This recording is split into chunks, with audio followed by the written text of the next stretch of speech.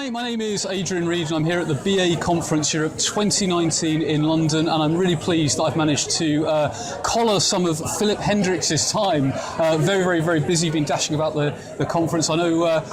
So Filip, I know we've spoken before. One of the topics that I always think is really interesting that you talk about is lean strategy execution. Yeah. And as business analysts, we hear a lot about strategy, we hear a lot about tactics. Yeah. What is it you mean by lean strategy execution?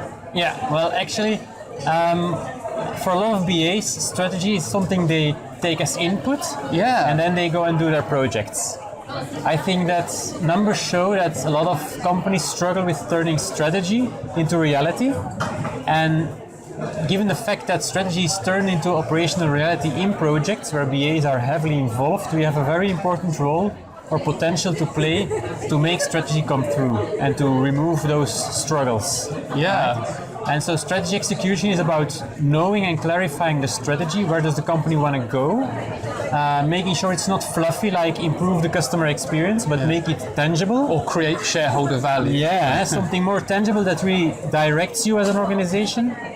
Execution is then about translating that into a specific solution. It could be a new process, it could be an IT system, it could be a combination.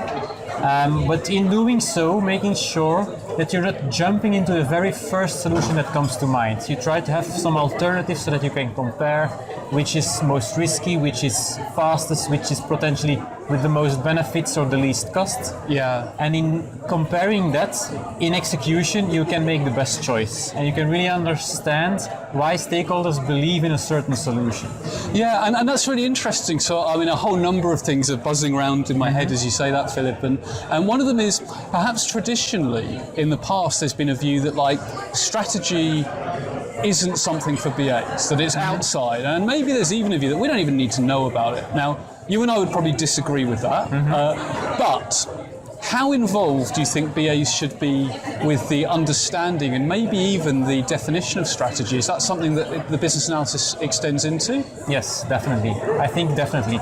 Exactly because strategy is only realized during execution, and BAs are so heavily involved in execution in the projects. Yeah. Without them understanding and maybe even co-creating the strategy, they will never be able to execute it thoroughly. Yeah. Right. So, strategy is not something that just is an input in the project.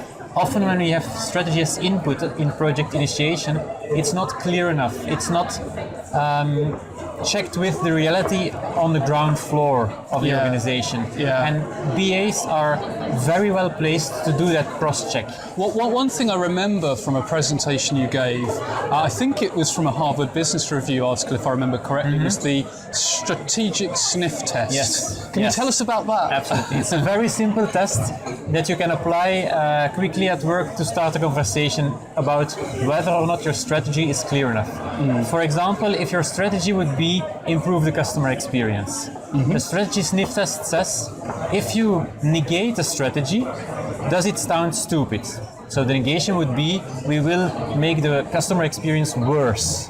Does that sound stupid?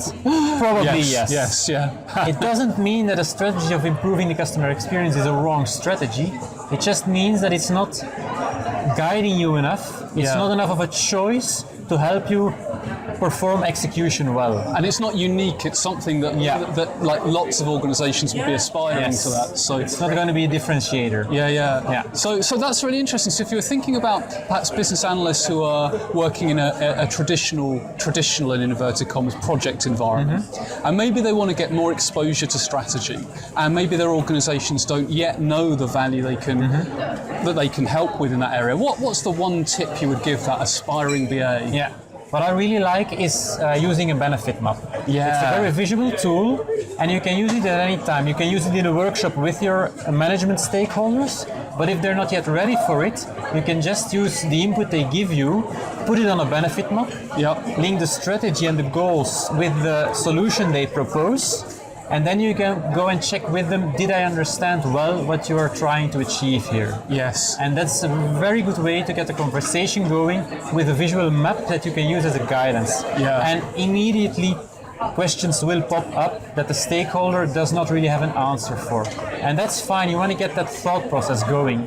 That's what you can do as a BA from the background, and then get that involvement. So cultivate that conversation, understand the perspectives, co-create that understanding of the outcome, and then kind of move forward. Yes. So fantastic. So Filip, I know you know your company is AlterShape, and I'm sure having watched this, people will want to connect with you and stay in touch. What's the best way for people to connect and stay in touch with you? Is it LinkedIn or they can how? choose LinkedIn or Twitter or the website altershape.eu, and just send me an email from there, and then I'll see it and I'll get back to them. Oh, fantastic! I think we have our next session. And of course, the only other thing to say very briefly is I think you run some workshops in Belgium as well. In Belgium and even internationally. Oh, and internationally as well. So we should look up and attend those as well. So. And get in touch if you are interested, because I can have a diverse range of topics around strategy execution and innovation. Fantastic. So definitely get in touch with Filip and follow him on Twitter and LinkedIn. Some really, really interesting content. So thanks once again, Filip. Thanks for having me.